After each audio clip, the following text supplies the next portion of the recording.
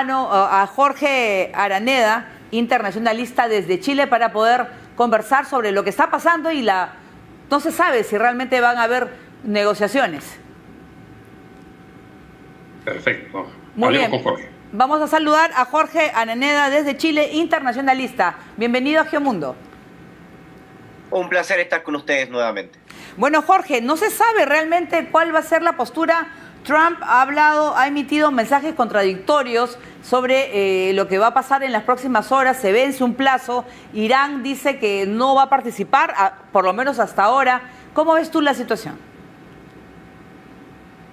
Bueno, sabíamos desde un principio que la tregua y particularmente las negociaciones iban a ser bastante frágiles, dado que sin duda las garantías que exigía Irán en términos del fin del conflicto no han sido cumplidas por una parte, y por otra parte porque Irán, y esto lo hemos discutido largamente en este y en otros programas, tiene un aspecto bastante singular que tiene que ver con que sabe que el daño que puede proporcionar a los aliados norteamericanos, pero sobre todo en Norteamérica, con el cierre del estrecho de Hormuz, sí le da lógicamente una garantía particular sobre tener la posibilidad no solamente de hacer que esta guerra se mantenga en un alto costo para Estados Unidos, sino también que es su garantía, lógicamente, para incluso extender un poco lo que tiene que ver con las negociaciones iniciales. Si se abriera o si Irán pudiese lógicamente abrir el estrecho de Hormuz, lógicamente sabe que se enfrentaría a una posición bastante contradictoria en términos de que podría ser atacado nuevamente tanto por Israel como por Estados Unidos, dado que ambos dos se han enfrentado a diferentes quiebres de alto al fuego, ya sea en lo que tiene que ver con Gaza y sobre todo con el Líbano y Siria. Muy bien. Jorge Chávez, adelante. Jorge, ¿cómo estás? Buenas noches. Jorge, ¿qué es lo que crees que explica que se esté llegando a una suerte de punto muerto en las negociaciones? ¿Ha habido un cambio en las líneas rojas de ambas partes desde que se decidió pactar este alto al fuego y el momento presente, o no se han modificado en lo fundamental, lo cual explica esta situación de cierto entrampamiento? Bueno, son varios aspectos. Primero, porque esta guerra lo que hizo o lo que visibilizó fue que estamos en una región que lamentablemente se fragmentó. Se fragmentó en diferentes actores, con diferentes propósitos, con diferentes agendas, pero todo bajo un objetivo bastante singular que tiene que ver con la apertura del estrecho de Hormuz y con el fin lo más rápido posible de este conflicto. Turquía, Egipto y Pakistán, por un lado, tratando de mediar, tratando de ser los gestores diplomáticos, dado que no solamente ven sus economías domésticas afectadas, sino también han absorbido una enorme inflación y también han perdido, lógicamente, o han visto la depreciación de su moneda local. Por otra parte, también Irán y Omán, aunque han mantenido lógicamente una venta de petróleo bastante baja, sí han podido recuperar algo lógicamente del comercio, dado que el petróleo, el barril, lógicamente ha aumentado de precio. Pero eso es por una parte la fragmentación. La otra fragmentación se ve con los grandes daños que se ha producido en Arabia Saudita y sobre todo en los Emiratos Árabes Unidos, que lógicamente podrían compensar las pérdidas si es que se logra lógicamente mantener algún tipo de flujo. Pero por otra parte, Kuwait y Qatar sí han visto afectada lógicamente su producción y su venta, y esperan que este colchón, esta riqueza acumulada, lógicamente, pensando que el conflicto no se va a alargar, los mantenga a flote en la economía mundial. Y por último, Irak y Bahrein, que lógicamente no pueden permitirse una paralización de sus exportaciones y ven que este conflicto se le está yendo de las manos.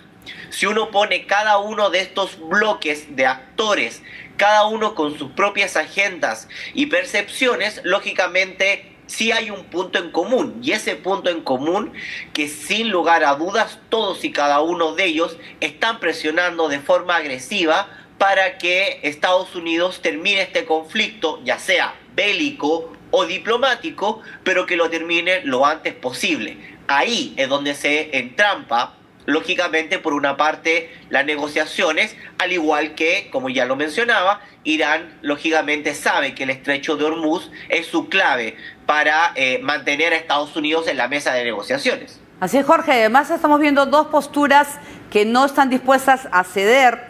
No se sabe exactamente qué va a poder pasar en las próximas horas, pero ¿qué se puede hacer cuando Estados Unidos ha interceptado un buque iraní en el Golfo de Omán? Eso no hace sino, de repente, poder calentar más la situación. Sí, pero en realidad la mayoría del petróleo que sale de Irán no está saliendo bajo buques contenedores con bandera iraní. Lógicamente, buques que salen con esa bandera saben o se arriesgan a ser interceptados por este segundo bloqueo que lo está proporcionando Estados Unidos, dado que el primero lo estaba proporcionando Irán. Pero por otra parte, Estados Unidos no ha podido y no puede, lógicamente, detener los otros buques que sí son capaces de pasar, lógicamente, por el cierre del estrecho de Hormuz de Irán, que lógicamente que son los buques o chinos o indios o de otras nacionalidades que lógicamente no son parte del conflicto. Por lo tanto, en realidad existe una capacidad de petróleo que está saliendo de Irán, lógicamente es afectado, pero está saliendo de Irán, pero lógicamente no sale bajo los buques con bandera iraní.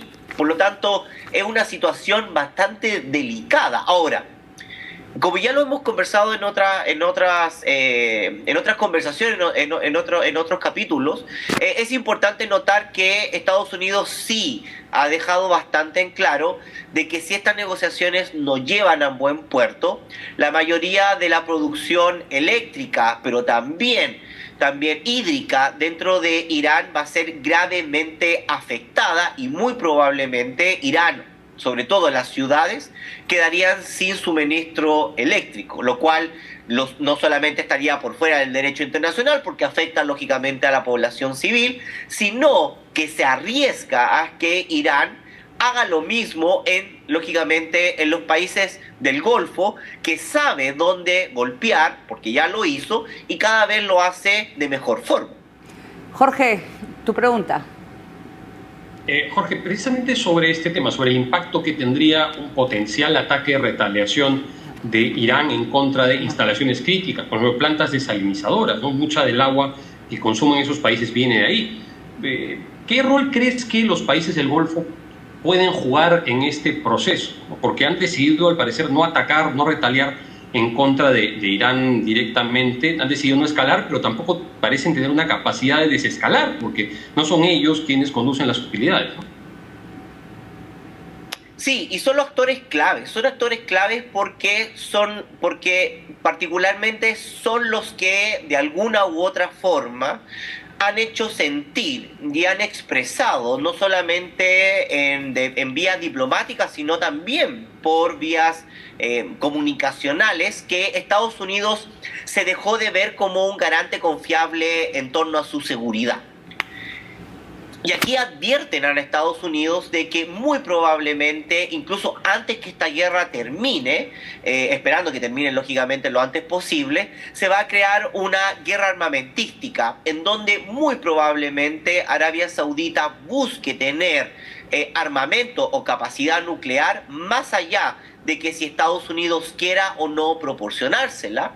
Pero por otro lado, sobre todo Emiratos Árabes Unidos, Kuwait, Qatar, van a lógicamente mirar otras opciones de garantes a la vez o paralelas a Estados Unidos que puedan lógicamente cumplir con sus necesidades de seguridad interna. Por lo tanto, es importante no solamente la narrativa que está generando el Golfo, lógicamente fragmentada porque tienen lógicamente diferentes componentes internos, sino también que le están dando un aviso a Estados Unidos y presionándolo para que la estabilidad económica llegue prontamente, en dado que estas economías viven de esa estabilidad y de esa proyección de estabilidad económica. De ahí Arabia Saudita, Emiratos Árabes Unidos, Qatar, lógicamente, y Kuwait han presionado activamente a Estados Unidos para que se siente en la mesa y logre algunos acuerdos, aunque sean mínimos.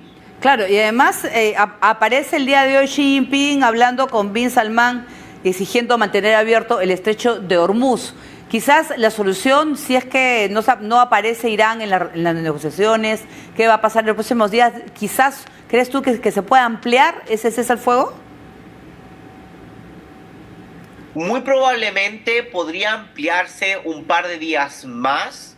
De otra forma, yo creo que lamentablemente lo que veríamos es una continuación, lógicamente, de una nueva escalada de ataques. Estados Unidos se ha preparado estos días para eso, Irán también lo ha hecho por suyo propio, sobre todo porque particularmente Irán, más que confiar en las negociaciones, no confía en el tiempo de las negociaciones.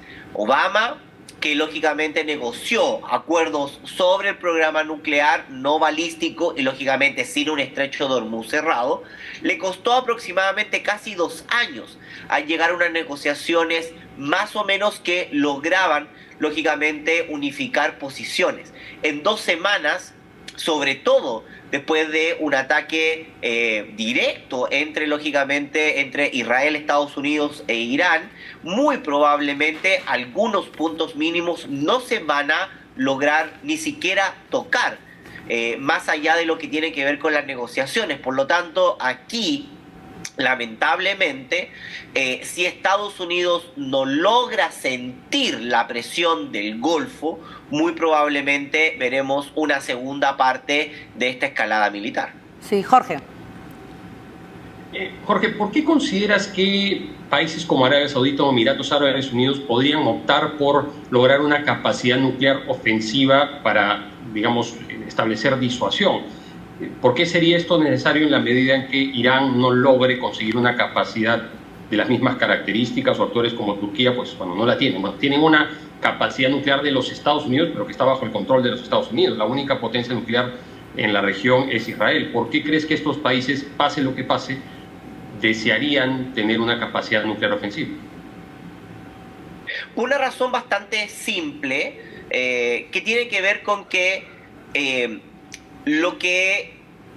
los 2 grandes ejemplos que la historia reciente le ha demostrado no solamente al Golfo, lamentablemente, sino al resto de la población o al resto de los actores internacionales, es que un armamento nuclear parece ser la única capacidad disuasiva efectiva para sentarse en la mesa y tener negociaciones efectivas, claras y duraderas con Estados Unidos e Israel.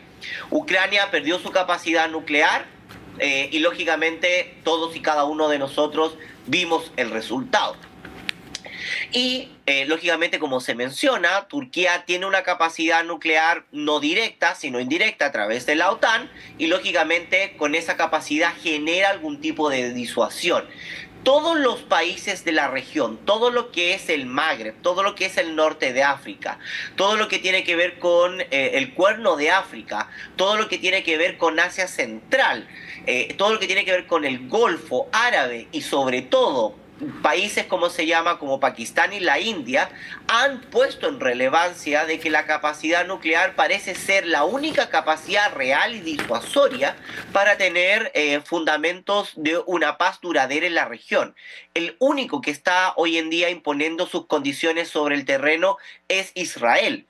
Y lógicamente no es solamente por el apoyo irrestricto de Estados Unidos, sino es porque la única potencia con capacidad nuclear efectiva de toda la región. Arabia Saudita comprende entonces, y otros actores de la península, que no solamente tienen la capacidad monetaria, sino también podrían tener la capacidad tecnológica rápida de poder ser la próxima potencia o país con potencia nuclear y lógicamente entablar un mejor aspecto diplomático con países como Israel que lógicamente el primer ministro Netanyahu, cuando menciona sobre el proyecto de Gran Israel, sí tiene territorio de Arabia Saudita, como también lógicamente de Jordania, Siria, Líbano y Egipto, pero también por otro lado comprende que muy probablemente en algún momento se va a enfrentar con tres potencias posiblemente nucleares: Turquía, por una parte, Israel de suyo propio e Irán. Por lo tanto,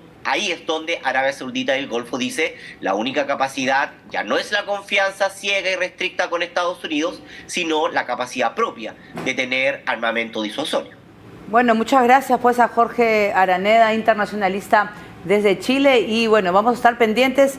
Bueno, esperemos pues que todo pase para bien. Muchas gracias, Jorge, como siempre, por estar con nosotros analizando el tema de la guerra. Muchas gracias. Como siempre, un placer estar con ustedes. Muy bien, nosotros a esta hora de la noche vamos a hacer una pausa y regresamos también a hablar